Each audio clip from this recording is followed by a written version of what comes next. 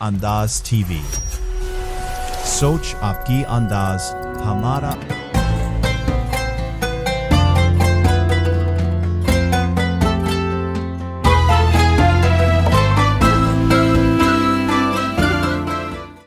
السلام علیکم ناظرین، انداز رمضان کے ساتھ میں ہوں اپنی ہوسٹ منائز جی۔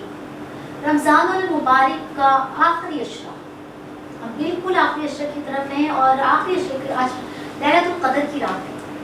آج 23 رمضان المبارک، مطلب کہ 23 رمضان المبارک کی رات، دوسری لیلۃ القدر، اور کیا شان ہے میرے رب کی جو کہتا ہے کہ میں نے تمہیں رحمت کا اشرہ دیا، مغفرت کا اشرہ دیا، اور اب جہنم سے نجات کا اشرہ ہمارے پاس ہے۔ تو میں کہتی ہوں کہ لوگوں جاگ جاؤ، یہ گھڑیاں اتنی قیمتی ہیں، اگر آپ نے اب تک اس اشرے میں اپنی معافی نہ کروا سکے، دو آنسو نہ بہا سکے، تو میرے خیال میں جو ہے یہ جو رمضان ہے نا، پھر کوئی فائدہ نہیں ہے، کیونکہ پتہ نہیں اگلے رمضان ہم ہوں نہ ہوں۔ اور میرے خیال سے رمضان المبارک میں اللہ تعالیٰ فرماتا ہے کہ میں سب کی بخشش کر دیتا ہوں سوائے دو لوگوں کی، سوائے دو لوگوں کے۔ اللہ تعالیٰ خود فرما رہا ہے کہ میں سب کی بخشش کر دوں گا سوائے ان دو لوگوں کے، ایک تو والدین کا نافرمان اور دوسرا غیبت کرنے کا۔ مطلب کہ آپ دیکھیں اتنی بڑی سزا ہے کہ اللہ تعالیٰ خود فرما رہا ہے۔ ویسے تو رب العالمین اتنا رحمان ہے، رحیم ہے، کریم ہے، رزاق، ستار، غفار ہے، وہ کہتا ہے کہ آؤ مجھ سے مانگو۔ اور آخری کے 10 اشرے میں جب لیلۃ القدر کی رات ہوتی ہے نا، تو اس میں جو ہے سورہ قدر میں آپ دیکھ لیں اللہ تعالیٰ کیا فرما رہا ہے سورہ قدر کے اندر، وہ سب ہم بعد میں بات کریں گے۔ ان سب چیزوں کے اوپر ہم چاہتے ہیں کہ ہمارا جو پروگرام ہے، جو آج کا ٹاپک ہے، ہمارا ٹاپک ہے لیلۃ القدر، اس کی فضیلت، فطرانہ کن لوگوں پر جو ہے وہ واجب ہے، اور اس کے ساتھ ساتھ جیسے ہی رمضان آتا ہے گدا گری کیوں اتنی عروج پر پہنچ جاتی ہے۔ ہم چلتے ہیں اپنے پروگرام کی طرف۔ ہمارے ساتھ جو ہے مہمان موجود ہیں، مفتی حمزہ فاروقی صاحب، محمد بلال فاروقی، آفاق بشیر قادری ناطقہ اور رمیز خان ناطقہ۔ ہم جو ہے ہم تلاوت قرآن پاک سے آغاز کریں گے۔ مفتی حمزہ فاروقی صاحب۔ بسم اللہ الرحمن الرحیم، انا انزلناه فی لیلۃ القدر وما ادراک ما لیلۃ القدر لیلۃ القدر خیر من الف شہر تنزل الملائکۃ والروح فیہا بإذن ربهم من كل أمر سلام هي حتى مطلع الفجر صدق الله العظيم۔ سبحان اللہ، سبحان اللہ۔ مفتی حمزہ فاروقی صاحب، اس سے جو یہ سورہ قدر ہے، ویسے تو اللہ تعالیٰ نے قرآن پاک جو ہے رمضان المبارک کے مہینے میں بابرکت مہینے میں نازل کیا، اور اس کی اس وجہ سے بھی رمضان کے مہینے کی برکت بڑھ جاتی ہے۔ اور اس کی جو ایک ایک آیت ہے اور اس کا جو ایک ایک ترجمہ ہے، مطلب کیا خوب اللہ تعالیٰ فرما رہا ہے کہ بے شک ہم نے قرآن کو شب قدر میں نازل کیا، بے شک ہم نے قرآن کو شب قدر میں نازل کیا۔ اور تمہیں کیا معلوم کہ شب قدر کیا ہے؟ شب قدر 1000 مہینوں سے بہتر ہے، 1000 مہینوں سے۔ اس کا مطلب کیا ہے؟ 1000 مہینے میں کتنے سال آ جاتے ہیں؟ آئی تھنک 83 ایئرس، 83 سال، تو 1000 مہینوں سے جو بہتر ہے۔ اور پھر اس وقت طلوع فجر تک، اس میں کیا ہے؟ روح الامین حضرت جبریل علیہ السلام اپنے فرشتوں کے لشکر کے ساتھ زمین پر اترتے ہیں، اور سلامتی والی ہے یہ رات طلوع فجر تک۔ ایسے جی، اس کی تشریح تو کریں۔ بسم اللہ الرحمن الرحیم۔ سب سے پہلے انداز ٹی وی کے پروگرام میں بلانے پر آپ کا شکریہ ادا کرتا ہوں، آپ کی ٹیم کا۔ اس کے ساتھ ساتھ چونکہ آج کے پروگرام میں عنوان آپ نے لیلۃ القدر کا دیا، تو یہ لیلۃ القدر ایک اللہ کی طرف سے امت مسلمہ پر بہت بڑی نعمت ہے، اور اس لیلۃ القدر کو پانے کے لیے اللہ نے رمضان المبارک کا بڑا خوبصورت ایک نظم اس امت کو عطا کیا، کہ جس میں پہلا عشرہ اللہ عز و جل رحمت کا فرماتے ہیں۔ رحمت کا مطلب یہ ہوتا ہے کہ بندہ رحمت سے اللہ کے قریب ہوتا ہے، اسی لیے اللہ نے یہ نظام ایسا رکھا کہ اس میں 10 دن کے 3 عشرے رکھے۔ پہلا عشرہ اللہ نے رحمت کا رکھا تاکہ بندہ تھوڑا سا قریب ہو جائے، اور یہ حقیقت ہے کہ فطرت ہے انسان کی، جس چیز سے زیادہ مانوس ہو جاتا ہے یا جس کے زیادہ قریب ہو جاتے ہیں، پھر اس سے بندہ اپنی دل کی ہر بات بیان بھی کرتا ہے اور اس سے منوا بھی لیتا ہے۔ تو اللہ نے رحمت کا حشرہ رکھ کے امت کو اپنی طرف قربت کے لیے ایک بہانہ کہہ لیں یا ایک اللہ نے وسیلہ بنا لیا پہلا حشرہ رحمت کا دے کے جب بندے پر اللہ کی خوب رحمتیں ہوتی ہیں تو پھر اللہ فرماتے ہیں کہ آؤ اب تم توبہ کرو میں گناہوں کو معاف کروں گا. پھر دوسرے حشرے میں اللہ پاک گناہوں کو معاف فرماتے ہیں. جب یہ گناہ بھی معاف ہو جاتے ہیں تو گناہ معاف ہونے کا مطلب یہی ہوتا ہے کہ بندہ جنت کے راستے میں گامزن ہو جائے اور جہنم سے بچ جائے. تو اللہ نے کہا کہ جب تم میری رحمت بھی پا لو گے گناہ سے توبہ طائب بھی ہو جاؤ گے تو میں تمہیں آخری حشرے میں جہنم سے چھٹکارے کا سرٹیفکیٹ دے دوں گا. اور اس سرٹیفکیٹ کو دینے کے لیے اللہ عز و جل نے اسی عشرے میں ایک لیلۃ القدر کی رات کو رکھا. اب یہ لیلۃ القدر کی رات کتنی عظمتوں والی ہے کتنی رحمتوں والی ہے وہ اللہ نے خود قرآن میں فرما دیا کہ انا انزلناہ فی لیلۃ القدر وما ادراک ما لیلۃ القدر لیلۃ القدر خیر من الف شہر. یعنی ایک بندہ 1000 مہینے مسلسل عبادت کرتا رہے پھر بھی اللہ نے یہ نہیں کہا کہ 1000 مہینے تک ہی بلکہ کہا 1000 مہینوں سے بھی زیادہ. یعنی ایک رات جس نے پا لی گویا کہ اس نے 1000 مہینوں سے بھی زیادہ اللہ کی عبادت کی. اللہ نے تو جیک پاٹ دے دیا ہمیں. اللہ پاک نے بالکل آسان الفاظ میں نہ ہماری عمریں اتنی ہے کہ ہم 1000 سال تک ساتھ ایسے نہیں. اللہ پاک نے امت پر اتنا رحم و کرم کیا صرف محمد الرسول اللہ صلی اللہ علیہ وسلم کے امتی ہونے کے ناطے اور یہ لیلۃ القدر عطا کر کے اور پھر لیلۃ القدر سے ہی آج چونکہ 23 رمضان المبارک کی رات ہے اور امام ابن تیمیہ رحمۃ اللہ علیہ نے لکھا کہ اگر 23 رمضان المبارک کی رات ہو اور ساتھ شب جمعہ بھی ہو یعنی جمعے کی رات بھی ہو تو یہ زیادہ امکان ہے کہ اسی رات میں لیلۃ القدر ہو.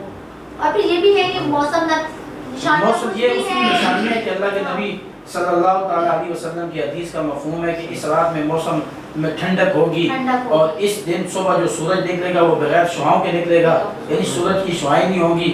اور اس رات میں یہ دیکھیں اللہ نے اس رات کی کتنی فضیلت رکھی کہ تمام درخت بھی اس رات میں اللہ کے ہاں سجدہ کرتے ہیں جھک جاتے ہیں اللہ کے لیے کیونکہ اس رات کے اثرات اور اس رات کی برکات اتنی ہیں. اور پھر جو شخص لیلۃ القدر پا لے تو میں یہ سمجھتا ہوں کہ یہ ہمارے لیے اللہ کی طرف سے بہت بڑی نعمت ہوگی کہ اللہ ہمیں بھی یہ لیلۃ القدر عطا کر دے.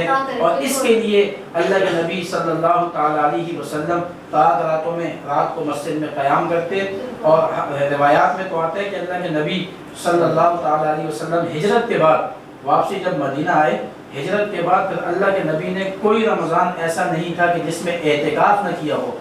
اور اعتکاف اپنی جگہ سنت ہے لیکن اعتکاف کا مقصد اس لیلۃ القدر کی رات کو پانا تھا. ٹھیک ہے ہم اعتکاف پر چلتے ہیں بعد میں پہلے چونکہ اللہ کی رحمتوں کی بات آ رہی ہے اللہ کی جو ہے برکتوں کی بات آ رہی ہے اس کی قربت کی بات آ رہی ہے اور اس کے انعامات کی بارش کی بات آ رہی ہے تو ہم اللہ تعالیٰ کی شان میں حمد باری تعالیٰ جو ہے وہ پیش کرنا چاہتے ہیں. آفاق بشیر قادری صاحب آپ کوئی اچھی سی ہم سنا دیں.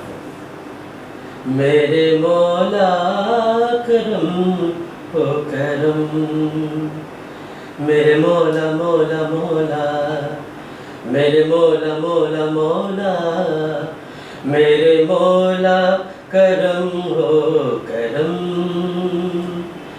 میرے مولا کرم ہو کرم تجھ سے فریاد کرتے ہیں ہم تجھ سے فریاد کرتے ہیں ہم میرے مولا کرم ہو کرم میرے مولا کرم ہو کرم میرے مولا کرم ہو کرم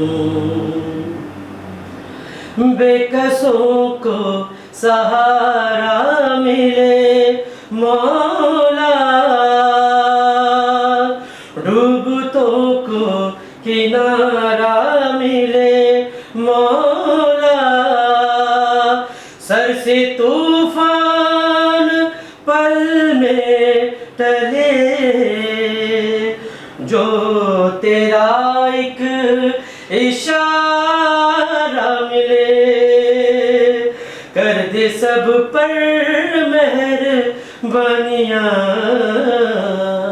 دور ہو جائیں سب کے غم میرے مولا کرم ہو کرم میرے مولا کرم ہو کرم. یہ زمین اور یہ آسمان مولا تیرے قبضے میں ہے دو جہاں مولا. سب پر تو ہی تو ہے مہربان. ہم تیرے در سے جائیں کہاں. سب کی سنتا ہے تو ہی صدا. تو ہی رکھتا ہے سب کا بھرم. میرے مولا کرم ہو کرم. میرے مولا کرم ہو کرم. میرے مولا مولا مولا. میرے مولا مولا مولا. میرے مولا کرم ہو کرم. میرے مولا کرم ہو کرم. بہت زبردست. میرے مولا کرم کرم. اور اللہ تعالیٰ تو اپنا کرم کر ہی رہا ہے. اور بس بندے ہی ہیں نالائق بندے جو بس نہیں جا رہے. اور میرا رب تو کہتا ہے کہ آؤ مجھ سے مانگو میں تمہیں معاف کرتا ہوں. اور جتنی بار آؤ گے میں اتنی بار معاف کروں گا. میرے یہاں کوئی یہ نہیں ہے. اور مطلب وہ کتنا رحمان ہے. اس کی رحمانیت تو دیکھیں. مفتی حمزہ صاحب آپ جب اس سے پہلے ہم بات کر رہے تھے اعتکاف کی کہ آخری عشرے کے اندر جو اعتکاف ہے اس کی فضیلت کیا ہے. جیسے کہ حضرت کے بارے میں آپ نے بتایا کہ وہ کوئی رمضان ایسا نہیں تھا کہ انہوں نے اعتکاف چھوڑا ہو. دیکھیں کہ اعتکاف ایک مکمل سنت ہے اللہ کے نبی صلی اللہ تعالیٰ علیہ وسلم کی. اور اعتکاف کی اپنی برکات ہیں. جو شخص اعتکاف بیٹھتا ہے گویا کہ وہ 10 دن اپنے آپ کو اللہ کے قریب کر لیتا ہے. اور پھر نبی کریم صلی اللہ تعالیٰ علیہ وسلم کی سنت چونکہ جو اللہ کے نبی صلی اللہ تعالیٰ علیہ وسلم کی جماعت صحابہ کرام تھے وہ سنت کو اتنی اہمیت دیتے تھے کہ جتنا ہم اپنے ایمان کو اہمیت دیتے ہیں. یعنی ہمارے ہاں معاشرے میں میں یہ سمجھتا ہوں کہ یہ ہمارے لیے بہت معمولی سا جملہ ہے کہ سنت کیا ہے کہ ہم چھوڑ دیتے ہیں. لیکن صحابہ کرام رضوان اللہ تعالیٰ علیہ مجمعین سنت ہی کو لازم پکڑ لیتے تھے.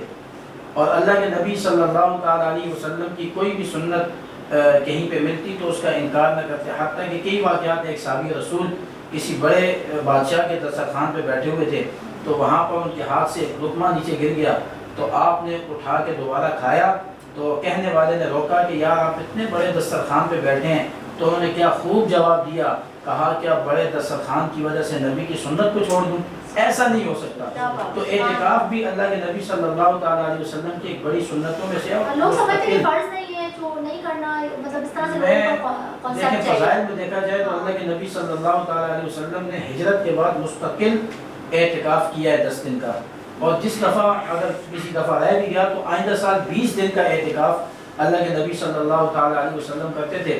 اعتکاف کی اپنی برکات ہے کہ بندے کا اللہ سے تعلق ہو جاتا ہے, بندہ گناہوں سے پاک ہو جاتا ہے. اور پھر سب سے بڑی بات یہ ہے کہ اس دور میں پرفتن دور میں اور گناہوں کے دور میں 10 دن میں سے سمجھتا ہوں کہ کم ہے. ہمیں پورا مہینہ بھی اعتکاف کرنا چاہیے, اس لیے کہ پورا سال جو گناہوں کے زنگ اور گناہوں کا اثر ہمارے دلوں پر ہوتا ہے وہ میرے خیال سے ہمیں پورا مہینہ بھی اگر ہم اعتکاف کریں تو وہ نہیں اتر پاتا. لیکن پھر بھی 10 دن ہمیں ضرور اعتکاف کرنا چاہیے. نبی کریم صلی اللہ تعالیٰ علیہ وسلم کی تواتر کے ساتھ کی سنت ہے. تو اس اعتکاف سے فائدے یہ ہوتے ہیں. فضیلت تو اپنی جگہ کہ اللہ کے نبی نے فرمایا اعتکاف بیٹھنے والے کے سارے گناہ معاف ہوتے ہیں. اعتکاف کا طریقہ یہ ہے جو نئی جنریشن ہماری بیٹھتی ہے اس کے بارے میں بتائیں وہ کس طرح سے اعتکاف کرتے ہیں. میں اس پہ بات کرنا چاہ بھی رہا ہوں کہ آج کل ہر دین کے کام کو بھی ہم نے بطور ایک فیشن کے لے لیا. اس وقت ہماری مساجد میں نوجوان بیٹھتے ہیں, اچھی بات ہے, بیٹھنا چاہیے. اور بڑی عمر کے لوگوں کو بھی اعتکاف میں بیٹھنا چاہیے, بلکہ ادھر ادھر جو ہے نا راتوں کو ضائع کرنے کے بجائے بڑی عمر کے لوگوں کو اعتکاف میں بیٹھنا چاہیے. اس کی وجہ یہ نہیں کہ ہمارے معاشرے میں چونکہ میں یہ سمجھتا ہوں کہ مساجد انتظامیہ کی ذمہ داری بنتی ہے کہ اگر بچے نوجوان اعتکاف بیٹھتے ہیں تو ان کو 10 دن کا کوئی شیڈول دینا چاہیے، بالکل ایسے ان کو ایک نصاب دینا چاہیے، کرنا کیا ہے اس کے اور اس اندر، نصاب میں ان کو اعتکاف کے اندر کم سے کم 10 دن میں ہم ان کو نماز سکھا سکیں، ہم ان کو قرآن پڑھنا سکھا سکیں، ہم ان کو زندگی کے ابتدائی مسائل جو کہ 24 گھنٹے انسان کو پیش آتے ہیں ان کو سکھانا چاہیے۔ اور اعتکاف کا طریقہ یہ ہے کہ 21ویں روزے کی رات کو، 21ویں شب کو مغرب سے وہ تو پہلے، چلے بیٹھ گئے آپ، لیکن اندر وہ جو آپ نے بولا طریقہ بتائیے۔ میں وہی بتانا چاہ رہا ہوں کہ ایسے تو بیٹھنے کے موبائل بعد لے کے جا رہے ہیں، میں اسی پہ آنا چاہ رہا ہوں کہ دیکھیں جب اعتکاف بیٹھ کے، تو اعتکاف کا مطلب یہ ہے کہ آپ باقی تعلقات چھوڑ کے اللہ سے تعلق بنا لو۔ اور ادب کے دائرے میں یہ اصول بھی ہے کہ جتنی بڑی میٹنگز میں یا جتنے بڑے کسی ذمہ دار سے یا کسی بڑے عہدے کے شخص کے پاس بندہ جاتا ہے تو بڑے وہاں کے اصول و ضوابط ہیں کہ آپ یہی دیکھ لیں کہ آپ کے پروگرام میں بھی ہمیں کہا جاتا ہے کہ موبائل سائلنٹ کر لیں، حالانکہ یہ کوئی مسجد نہیں ہے، یہ کوئی مدرسہ نہیں ہے، یا یہ کوئی مطلب حرف آخر نہیں ہے، لیکن پھر بھی ایک نظم ہے۔ تو جب ہم اللہ کے پاس جا رہے ہیں اور 10 دن اللہ کو دے رہے ہیں، تو میں یہ سمجھتا ہوں موبائل کیا، ہمیں دنیا کی کسی، اور اصول بھی یہی ہے کہ جب آپ اعتکاف بیٹھ جائیں تو دنیا کی ہر چیز سے لا تعلق ہو جائیں، یہ 10 دن اللہ کے نام کر لیں اور ان 10 دن میں خوب عبادت کریں۔ اتنی عبادت علماء کرام نے لکھا کہ 10 دن میں اتنی عبادت کر لو کہ آئندہ پورا سال ان 10 دن کا اثر آپ پہ رہے۔ تو اس کا طریقہ کار یہ ہے کہ اعتکاف میں بیٹھنے کے بعد ہمیں دنیا سے لا تعلق ہونا چاہیے اور اللہ کی طرف توجہ ہونی چاہیے۔ نوجوان جنریشن جو بیٹھتی ہے اچھی بات ہے، لیکن اس کے ساتھ ساتھ میں یہ سمجھتا ہوں کہ ان کی ہمیں تربیت کرنی چاہیے اور خوب عبادات کرنی چاہیے۔ میں کئی جگہ مساجد میں اکثر پروگرامات میں جانا ہوتا ہے تو میں معتکفین سے یہ بات کہا کرتا ہوں کہ یہ اللہ کا شکر ادا کرو کہ اللہ نے آپ کو یہ 10 دن دیے، اس کے ساتھ ساتھ اس بات سے ڈرو کہ یہ 10 دن کی تمہارے لیے وبال زندگی نہ بن جائیں، اللہ کی ناراضگی کا سبب نہ بن جائیں۔ اس کی وجہ یہ کہ چونکہ یہ 10 دن ہم مسجد میں ہیں، مسجد کے اپنا تقدس اور مسجد کے اپنے آداب ہیں، حتیٰ کہ مسجد میں اونچی آواز سے آپ بات نہیں کر سکتے، مسجد میں آپ بغیر نیچے موٹی چادر بچھائے سو نہیں سکتے، اور مسجد میں آپ کہہ کر لگا کے ہنس نہیں سکتے، اور مسجد میں کوئی دنیاوی بات نہیں کر سکتے۔ تو یہ آداب تو ویسے ہی ہیں مسجد کے، لیکن اگر ہم جب 10 دن بیٹھے تو ہم ان آداب کے ساتھ ساتھ اعتکاف کی نیت کرنے کے بعد ہم اعتکاف کے بھی پابند ہیں۔ اعتکاف میں لغویات سے ہم نے اپنے آپ کو دور رکھنا ہے، اعتکاف میں ہم نے دنیا کی باتوں سے اپنے آپ کو دور رکھنا ہے، اور اعتکاف میں دنیا کی مجالس کے ذکر سے اپنے آپ کو دور رکھنا ہے۔ اچھا آپ اس پہ بات کر سکتے ہیں جی؟ بالکل، بات تو دیکھیں، بات پہ کوئی پابندی نہیں ہے، لیکن جو مقصد اعتکاف ہے پھر وہ یہ باتیں ہی ہم نے کرنی تھی، تو یہ دوپہر ہمارے پاس موقع تھا زندگی کا، یہ 10 دن ہم نے اعتکاف کا مطلب اتنی پابندی نہیں ہے، آپ ضروریات کی بات کر سکتے ہیں، آپ دعا سلام کر سکتے ہیں، آپ آپس میں بیٹھ کے کوئی تعلیم تعلم کا کام کر سکتے ہیں، سیکھنے سکھانے کا عمل کر سکتے ہیں، پابندی نہیں ہے، لیکن آداب کے خلاف ہے۔ آداب کا تقاضا یہ ہے کہ مسجد کے آداب کو بھی مدوز خاطر رکھیں اور دنیا کی باتوں سے بھی اپنے آپ کو دور رکھیں۔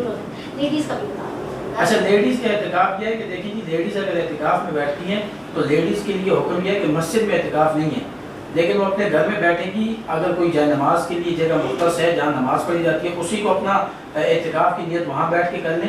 اگر وہ نہیں ہے، ہاں جی، اگر وہ نہیں ہے، ہاں اگر وہ نہیں ہے تو گھر میں کوئی ایک کونا مخصوص کر کے 2 چادریں لگا کے اپنے آپ کو اس کو اعتکاف کی جگہ بنا لیں اور اپنے آپ کو وہاں پہ پابند کر لیں۔ اچھا، عورت کے اعتکاف میں تھوڑا سا مسئلہ یہ ہے کہ بعض دفعہ ایسے ہوتا ہے کہ عورت کی مجبوریاں پیش کی جاتی ہیں کہ اس نے کھانا بنانا ہے اور اس نے باہر جانا ہے، تو اس کی قطعاً اجازت نہیں ہے عورت کے اعتکاف میں، اس کو یہ سارے انتظامات خود پہلے سے کر کے پھر اعتکاف میں بیٹھنا چاہیے۔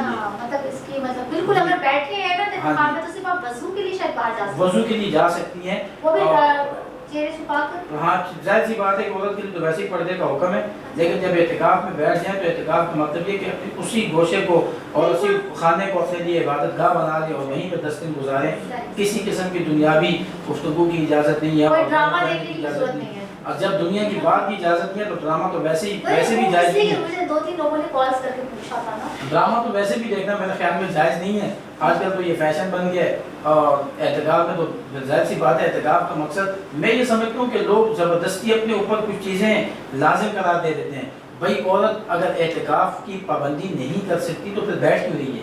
اچھا یہ آپ لوگوں کا جو اپنے سوالات مجھ سے کیے تھے کہ ایک تو یہ پوچھ لیں کہ ہم سارا دن کیا کریں گے، ہم کیا ڈرامہ وغیرہ دیکھ سکتے ہیں؟ تو بالکل نہیں دیکھ سکتے، بالکل نہیں، اور آپ نے کھانا پکانے بھی نہیں جانا ہے، آپ نے بغیر ضروری بازار بھی نہیں جانا ہے، حتیٰ کہ آپ کو کھانے کا کوئی کھانا بنا کے دے تو آپ اس کو اٹھا کے لا سکتی ہیں لیڈیز کے لیے، वगरना इसकी भी इजाज़त नहीं है कि औरत खुद जाके किचन में खाना बनाए और ले के आए, इसकी भी इजाज़त नहीं है। मतलब कि कोई लेकर आए और पर्दे के हाँ, नीचे से दे दे और ये अपना खाना ले लें। अच्छा, और बिल्कुल अपनी- मैंने बिल्कुल ऐसे ही एहतिकाफ किया था। बिल्कुल मेरी मम्मा जो है पर्दे के नीचे से हर चीज़ देती थी। अब बिल्कुल मैं तीन दिन का होता है एहतिकाफ? जी 3 दिन के, असल एहतिकाफ 10 दिन के, असल तो 10 दिन का है, लेकिन 3 दिन का नफली एहतिकाफ है। नफली 27वें रमज़ान से लोग बैठते हैं, बैठते हैं। और लेकिन असल एहतिकाफ का जो अल्लाह के नबी सल्लल्लाहु अलैहि वसल्लम का था वो 10 दिन का एहतिकाफ था, जो तवातुर के साथ अल्लाह के नबी बैठते थे। सही से। बहुत ज़बरदस्त बात है कि आप लोग की क्यूरीज जो थी मेरे पास आई थी, उनका जवाब आपको मिल गया होगा। अच्छा, मेरे साथ है मोहम्मद बिलाल फारूकी साहब। मुझे बताइएगा, जैसे रमज़ान भी आता है ना, तो रमज़ान के साथ साथ बहुत और रहमतें बरकतें नाज़िल तो होती हैं और सब कुछ होता है, लेकिन कुछ ऐसी चीज़ें भी आ जाती हैं जिससे इंसान परेशान हो जाता है, जैसे कि गदागर बहुत ज़्यादा हो जाते हैं, हद से ज़्यादा। मतलब आम रूटीन में तो होते ही हैं, लेकिन जो है रमज़ान में ना इतने शदीद किस्म के होते हैं कि दो कदम के ऊपर है। तो मुझे बताइएगा, एक तो गदागरी का रेशो और कराची के अंदर इतने ज़्यादा क्यों? अच्छा, सबसे पहले तो आपके अंदाज़े रमज़ान के अंदर बुलाने का बहुत शुक्रिया। और आपने जो टॉपिक रखा है, ये अमूमन हम देखते हैं कि हमारे यहाँ मीडिया के ऊपर इसके ऊपर डिस्कस नहीं होती। हाँ, बिल्कुल। और एक बड़ा अलमिया है कि हमारे यहाँ जो मेंबर और महराब से वाबस्ता लोग हैं, वो भी इसकी उस तरह रोकथाम के लिए आवाज़ नहीं बुलंद करते जिस तरह होनी चाहिए। और हमारे यहाँ जो इदारे हैं या गवर्नमेंट है, उसकी लापरवाही का इससे हम अंदाज़ा लगा सकते हैं कि पाकिस्तान के अंदर 1958 में पंजाब ने एक तरमीम की थी कवानीन के अंदर, और एक बिल बनाया था 1985 के अंदर, तरमीमी ऑर्डिनेंस आया था, वो एक आया। उसके अलावा हमारे यहाँ वफाकी हुकूमत की तरफ से आज तक गदरगरी के ऊपर कवानीन ही मौजूद नहीं है सिरे से। और आप रेशो जब सुनेंगे तो आप बड़े हैरान होंगे कि पाकिस्तान के अंदर क्या इतने लोग भीख मांगते हैं। 3.8 मिलियन, 3 करोड़ 80 लाख लोग एक रिपोर्ट के मुताबिक पाकिस्तान के अंदर गदागरी में मुलव्वस हैं। आप इसको रेशो के साथ अगर टोटल आबादी के साथ करें ना, तो ये तकरीबन 16% बनते हैं। अच्छा, 16%। ठीक है, आप ये अंदाज़ा लगाएं कि आपके 100 लोगों में से जो 16 लोग हैं वो गदागरी के अंदर मुलव्वस हैं।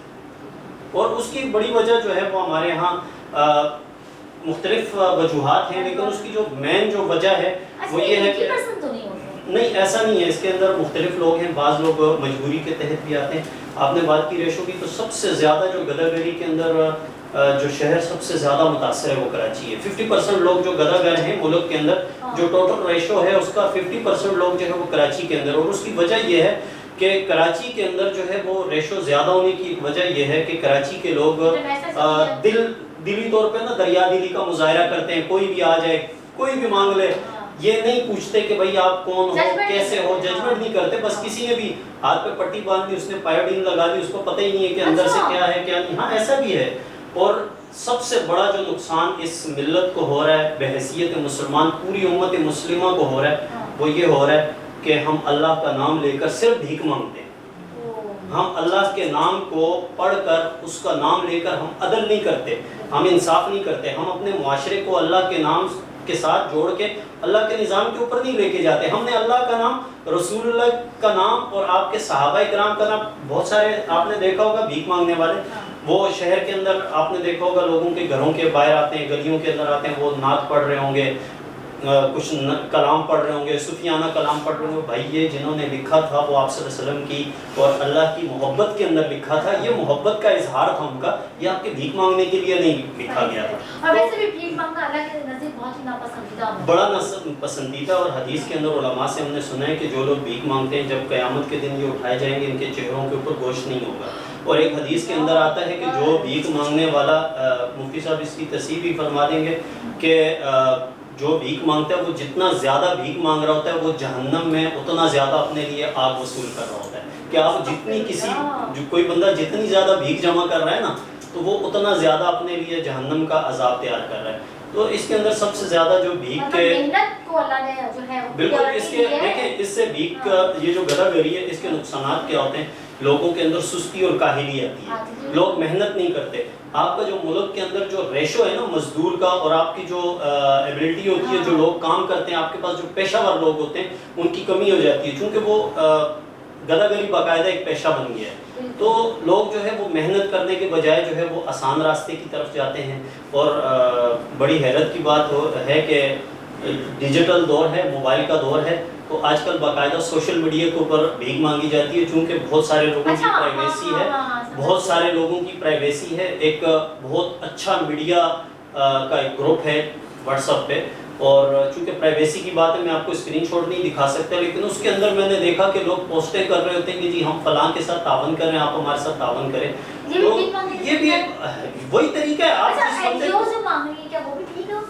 دیکھیں وہ تو مختلف انداز ہیں، بہت ساری این جی اوز ہیں، بہت ساری این جی اوز ایسی ہیں کہ جن کو ہم زکوٰۃ فطرہ دیتے ہیں، علماء کرام کی جانب سے باقاعدہ تحریری، زبانی، تقریری ہر طرح کی چیزیں موجود ہیں۔ بالکل ایسا ہی ہے، علماء یہ منع کر چکے ہیں کہ ایسے ادارے جن کا آپ کو تحقیقی طور پر معلوم نہیں ہے وہ آپ کا زکوٰۃ فطرہ کہاں خرچ کرتے ہیں، ان کو زکوٰۃ فطرہ اگر آپ ادا کرتے ہیں تو آپ کا زکوٰۃ فطرہ ادا نہیں ہوتا۔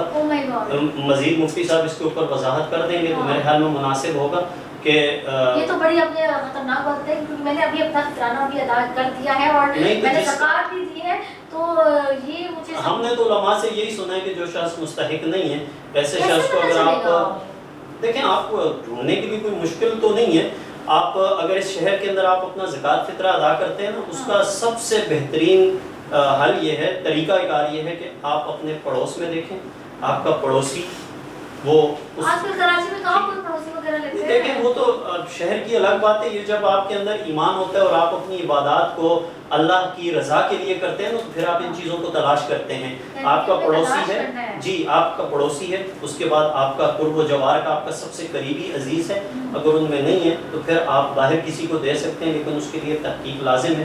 تو میرے خیال میں چونکہ مفتی صاحب اس حوالے سے زیادہ بہتر انداز میں ہم جائیں گے، لیکن اس سے پہلے ہم نعت رسول کو سنیں گے۔ اچھا مجھے بتائیں، یہ سے مجھے چلو وہ مفتی صاحب سے سوال کرنے کی اب جو میں نے دے دیا ہے اس کا کیا ہوگا، وہ قبول ہوگا؟ میں یہ انہوں نے چونکہ زکوٰۃ کی بات کی، میں یہ سمجھتا ہوں کہ ہمیں کسی اور طرف جانے سے پہلے اس مسئلے کو کلیئر کر لینا چاہیے۔ ہاں چلے، میں نے پتہ کس کو بھیجی، جو باکس ہیں مدرسوں کے جو بنے ہوئے ہوتے ہیں، تو ان میں نے الگ الگ باکس میں بنے ہوتے ہیں۔ میں اسی کی طرف آنا چاہ رہا ہوں۔ دیکھیں جی، اس وقت بہت سے سوشل ورکس ایسے ہیں جو اصلاح اور عوامی خدمت کے نام سے پلیٹ فارم لے کے بیٹھے ہوئے ہیں۔